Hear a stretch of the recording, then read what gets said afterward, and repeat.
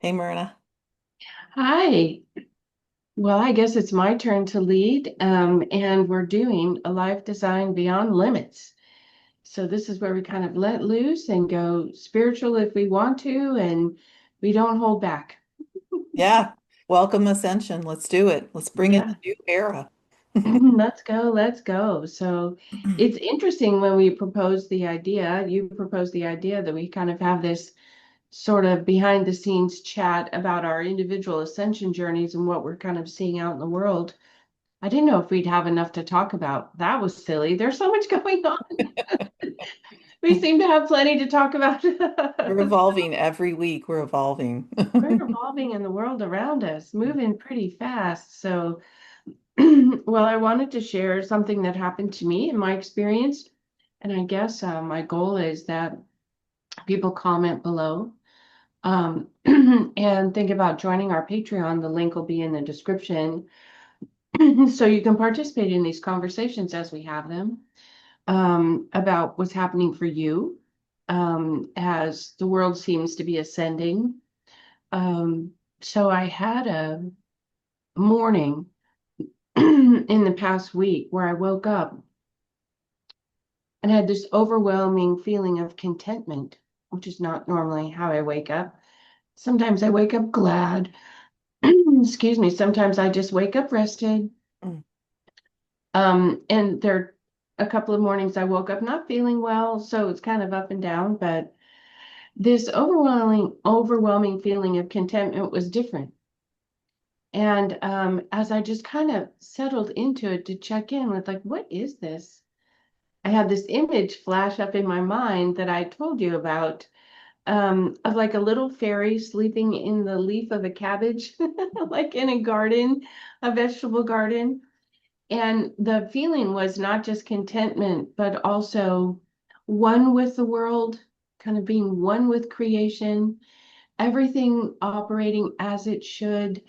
And in that operation, it yields contentment and delight and care. Yeah. And I just felt different than I normally do. It was a wonderful feeling, and I just was thankful. Wow, thanks for that. I know I can't turn into a fairy in a cabbage leaf, but I'm enjoying this moment of contentment. And if I've had it once, I could have it again. Like this contentment might be available to me. So, and then I like settled back into like 10 minutes more of sleep before my alarm was going to go off. So, I feel like there's strife in the world and struggle and difficulty and lots of unknowns. And you and I, as entrepreneurs, we eat problems for breakfast. We're familiar with the unknown. We navigate it all. But lots of people are not entrepreneurs and they don't want their life disrupted. And oh, well, everything's disrupted. Everything's disrupted and it's going to stay that way for some undetermined length of time. So I hope in our work on this channel and in Patreon that we can give people a place to have another perspective. As we share our own experiences, contentment is available. And we're heading into fall season as it happens. There's been a happy squirrel on a nut journey, in the yard. I'm like, there's no walnuts buried in the lawn, honey. I don't know what you're going to find there, but he was busy and probably contentedly so. A bunny rabbit hopping through looking for fresh grass. So a little bird pecking at my window. I guess nature, I think you found this too, can direct us to there is an orderliness to the world, to how creation has been imagined and how we live through it. And while we're on our screens, we get disconnected from that. So I can't recommend sleeping in a cabbage leaf, but maybe understanding that you might have some contentment if you can connect again with maybe the rhythm of nature, the rhythm of the natural world that we are a part of, even though we're filled with, unnatural light and computer screens. So it was delightful and I wanted to share it. And That's my Ascension update for the week. It's funny when we say the world is ascending, but it doesn't feel like it because of what is being reflected back to us. But I love what you're talking about how if you reconnect to nature, you just start seeing, hey, it just keeps going on and on, no matter what our little small human distractions are, Mhm. and how big they may seem to us, right? I had a bit of a, I don't know if you want to call it like a crisis of faith or dark night of the moment, because it wasn't a dark night of the soul. It was just a dark night in the moment. But I'm not an insomniac, but I found myself kind of in the middle of the wee hours last week, awake and like mind's going wild kind of thing, because I'm usually can still it pretty good after lots and lots and many, many years of Mhm. effort to get to that point where I can still it. And it was like I was going in this kind of, I don't know, a little bit of a spiral to, I don't have any control. I don't know what's going on. I'm supposed to have faith. I feel like I have faith. I feel like it's good, but yet it's not, there's no visible signs. But, I'm always a girl with a plan, but I don't have a plan. And this is very weird. And I'm in new territory. And so I'm kind of having this little mind meltdown, so to speak.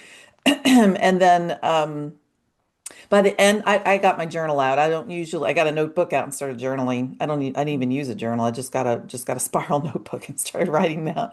And about 5 pages later, front and back, I'm like, all right, mind, you want to have conniptions. Let's give you a voice and you can have your conniptions. And then by the time I got to the end of it, I had this like insight of it's kind of like what would Jesus do? It would be like what would Eckhart Tolle do? If you're Tolle. Eckhart Tolle is the author of The Power of Now, his famous work, and he also wrote The New Earth, which are profound books that talk about the mind and the craziness in the mind and how also the now is the only reality. I mean, it may seem like the future, that's a reality I have to worry about or whatever, but it's not. It hasn't happened yet. And the past is not reality either. It's done. So I'm really just giving a very short synopsis of his great teachings, and I follow his YouTube channel. And I was like, what would if Eckhart Tolle was with me here in the room at, 5 o'clock in the morning, 4:30 in the morning, where I couldn't go to sleep, right? What would he say? He would say, the now is the only moment that matters. And these things that I was, kind of spiraling about were about the future. And the only reality is that I'm right now safe in my house, money in a savings account. I have loved ones. I have my health. In the moment, all is well. Everything's okay. I can't predict what's going to happen the next moment. It might be awesome and glorious, or it might be stressful and unpredictable. But in this moment, which is the only moment I do have any control over as far as my reaction to. So that was kind of I mean, even after all of these many, many years of working relentlessly on, and I mean relentlessly, radical self-honesty, something would pop up, I would address it. I did many, many mornings of journaling until I kept finding that that's what was going on. Then I woke up to what the journaling was doing, which was basically giving my mind a voice and then coming in with this insight to quell it and chill it the heck out. And so that was what happened the other evening, or wee hours of the morning recently. So that's kind of like, I think all of us are disrupted. And it's funny you said something about how we'll have these disruptions and it's ongoing. There'll just be new disruptions and it'll be a different disruption and there'll be another disruption. But the fastest way to waking, well, you can either be stirred awake or you can be shaken awake. And I think we have a choice around that. Do we want to be stirred awake or shaken? And shaken isn't so much fun. I mean, unless you're an adrenaline junkie or something, or you're hooked on stress, you're addicted to stress and drama. I mean, maybe, that would be, preferable to you. But most of us don't feel that way. Most of us don't want that. So, yeah, so we can be stirred awake or shaken awake is how I look at it. And so we can be stirred to ascension or shaken to ascension. Oh, so those are my thoughts because this week has been a little bit of well, this week now I think I'm fine. Last week was a bit of a roller coaster ride after we met last week and talked. That's when all that kicked in, and I was like, I'm all okay. And then, poop. And the disruption was nothing external. The disruption was all in here actually. Yeah. So, and it was of my own worrying that created it, which I find as when it comes down to it, most things are. Even if you are being triggered by someone else's behavior, even if your response to it is triggered by someone else's behavior, or their commentary or whatever it is that they're doing or saying, what's going on is your reaction in here is what's going on. And so that's when you can go plume, or you can have a reaction that is, more stirring versus shaken, right? But I can't point my finger to anyone else and blame anyone else for my little spiraling in the wee hours of the morning. It was totally me. And as again, like as it usually is, but yeah.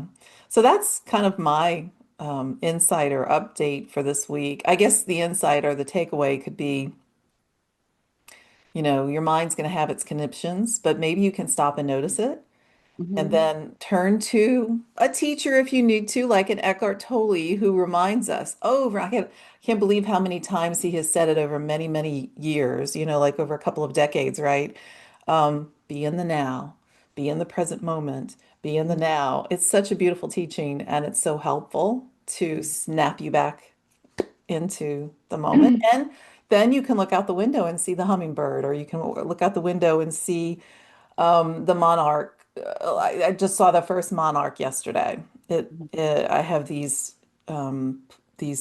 plants in the backyard. They're native to growing out here in the Texas Hill Country where I live, and they're called frost weeds, and they're very tall. They get to be about 4 or 5 feet tall. They're well, maybe not 5 feet tall, probably about 3 or 4 feet tall, and they put out these beautiful cluster of white blooms right in time, just in time for the monarch migration to come through central Texas on their way to Mexico. And I saw the first one yesterday, and those blooms are like they're waiting, come, and the bees have been around it recently. And then I saw the first monarch yesterday. So those little moments where you really can attune to nature and you can be in the moment and appreciate that no matter what craziness is happening See or what that you cycle, anticipate. the time of the blooming corresponding with the time of the visit of the butterflies that benefit from the blooming. Yeah. Yeah, there's some comfort in, wow, these cycles, there Mhm. might be an engineer involved in how this creation thing works. Well, Yes. something comes to mind as you were talking, and I was sick for a couple of days, and I sit here now. I'm about 10 hours behind, and I have to be out of the office all day today. And in the old paradigm, in our 3D world, how I have lived most of my life has been a high value on productivity, a high value on making a list and crossing things off, getting things done. You and I have had this conversation many times that we seem to be headed into a world where that has less and less value. Mhm. There's much more value in living in the now.